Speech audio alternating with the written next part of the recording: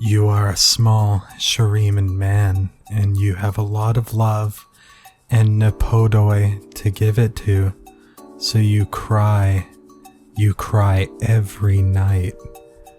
You recall each night you clutch your pillow, sobbing, hoping to find someone someday to love you. You start to think you gay. You remember each time you've been in love with man or woman that never go well. Like that hoe Kathy who ignored you after you admitted you loved her. How dare she? She played with your feelings and made you hurt afterwards. Then that other Time at the Ramis festival, Yolu were rolling around with Gina, and she just rejected you afterwards. Hundreds and hundreds more times, you recall in being rejected and breaking ooping with people. It's almost as if no human had enough love. As you cried into your rattan pillow, you decided to rowo. You will run away. The next day comes after a terrible night of sleep, and you pack your bags and run down the streets of the city, merchants haggling and bartering everywhere. There are also street performers over there, and they seem like they're in love. You let out a long sigh and keep walking. You reach the edge of town and start to trek Agrok, the desert. The heat makes you sweaty. You feel BV beads of sweat dripping down your forehead until you see a town. You do not recall a town here. You decide to walk up to the town and see what it is. This town seems deserted.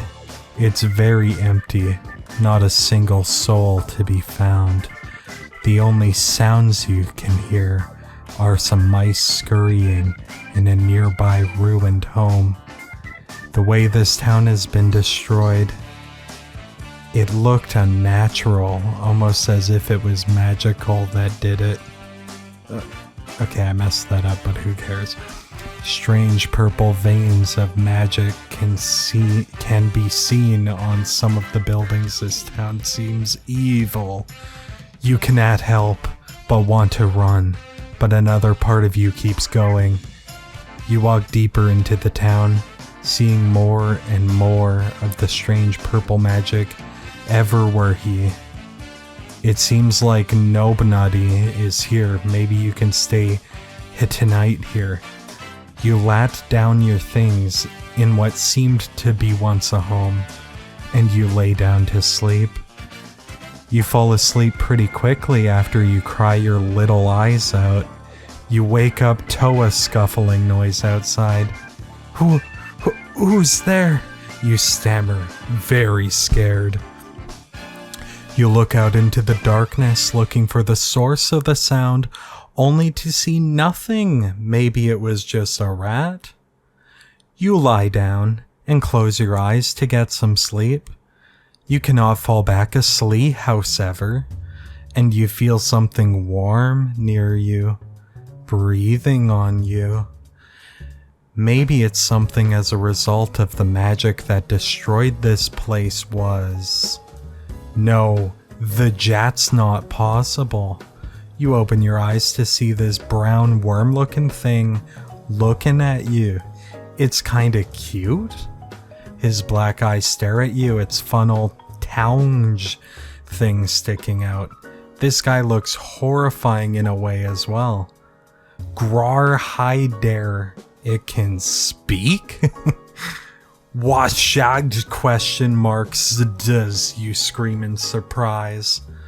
Oh, sorry, it covers its eyes in embarrassment with its two tiny hands. Monster, you scream out, and you start to get up in fear to run. No, don't go. Wait, I don't want to hurt you. As soon as it said that, you stop and sit back down.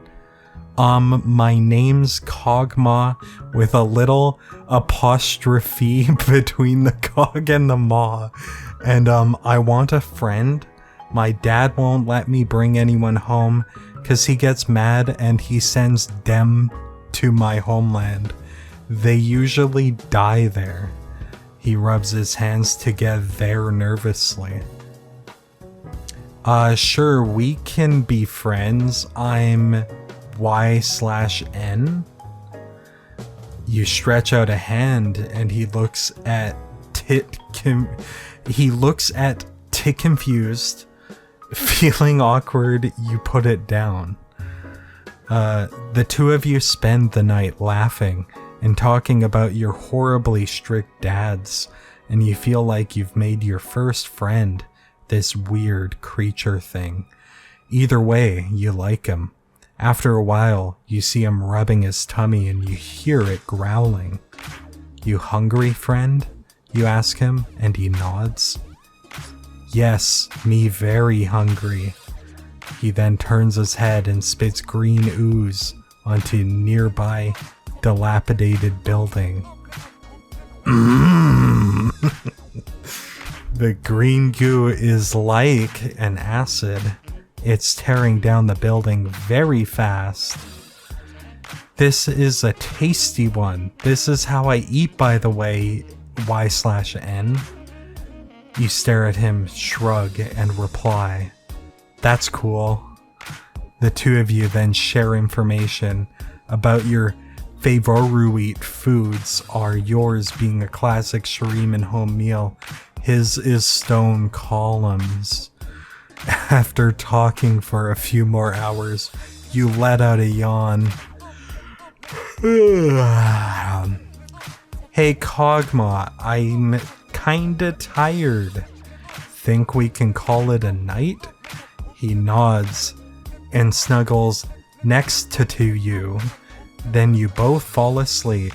You have found your first friend ever. You wake up to the blaring sun in your eyes, and Kog'Maw is gone. He must have went home to his dad. You decide to start day Whoops. Okay. You start... Let's try that again. You decide to start the day walking around ruins. Is pretty fun. There's lots of cool things to parkour off of. And stuff you totally love that stuff back home in the streets. Though you'd always get in trouble for it. Everyone would yell and at you. Hey, you friggin' kid, get down from my barkery. But nobody here could yell at you unless Kog'Maw decided to. After a day of fun, you go back to your place and see Cog waiting for you as he wags his tail as he sees you approach. Hey Y/N, he cheerfully sings. You wave at him. Days pass and every day you come back to him waiting for you, always happy to see you. You notice also you're starting to see him differently. Less like a friend and more like a love interest.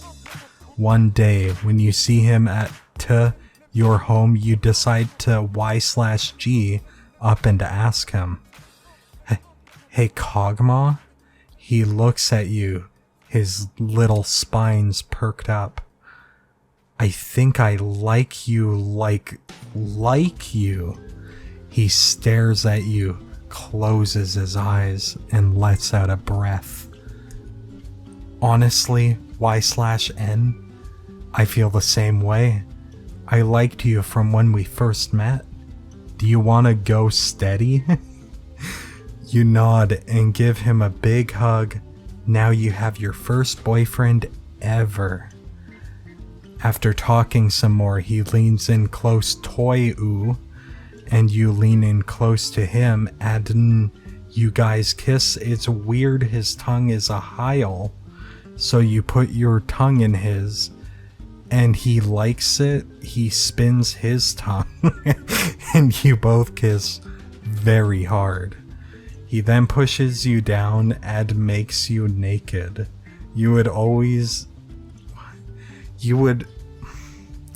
would make him naked, but not, he's always made like that. He doesn't have any genitalia, so you don't really know how you guys will screw, but you tay anyways. You both roll around for an hour or so, and God, that man is so passionate. He finongled you in ways you've never been since you've been this close to anemone before. After you're done woo-hooing, you both sleep curled up together. The next day comes and he's gone again to his house like always. You look around and find a stone pillar. Maybe you can bring this to him. That night when you two meet, you feel something bothering you. You guys always meet at your place but never his. Hey Cog, where do you live? He looks up at Yun, then points in a direction. Over there in a spooky hut. You can't miss it, just head straight that way. You both fall asleep again, curled up together, and the next day you wake up and have decided you would take him on a date to the stone column you found. You foresee him up by rolling around in the sand, 'cause you're fucking dirty Shuriman? That's a made up thing, so am I allowed to even say that? Is it okay if it's a made up thing? Oh, whatever, let's continue. And you brush your hair out with a stick. You look great. Probably there really is no mirror, can't tell. You walk over to his house before it gets dark with a bundle of grass since there's no flowers here.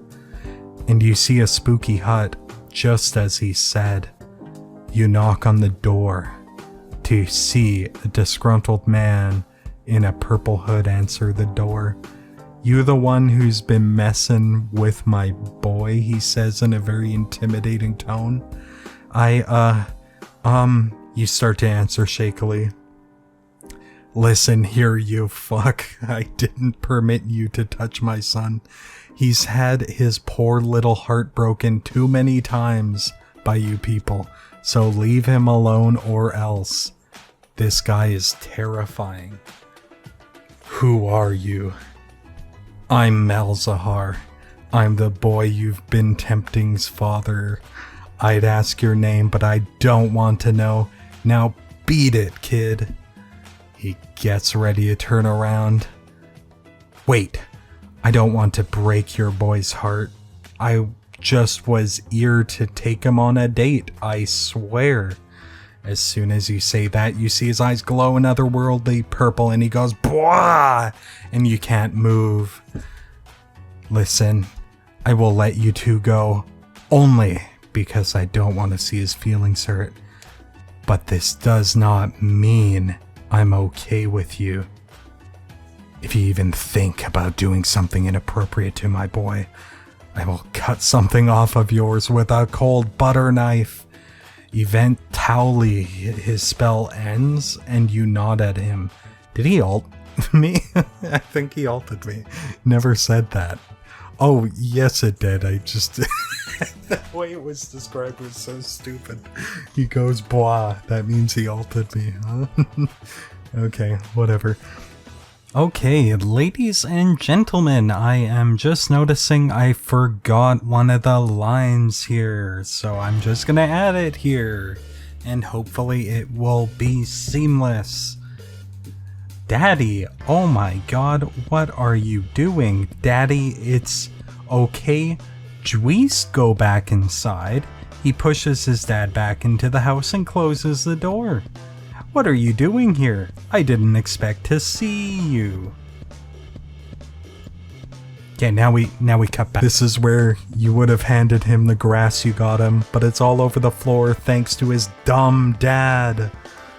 I wanted to take you on a date, Kog'Maw blushes and nods quickly. Okay, let's go right now. You then both set off to that stone column you found dim. At the sight of it, his eyes grow really wide. Is this for me? He asks.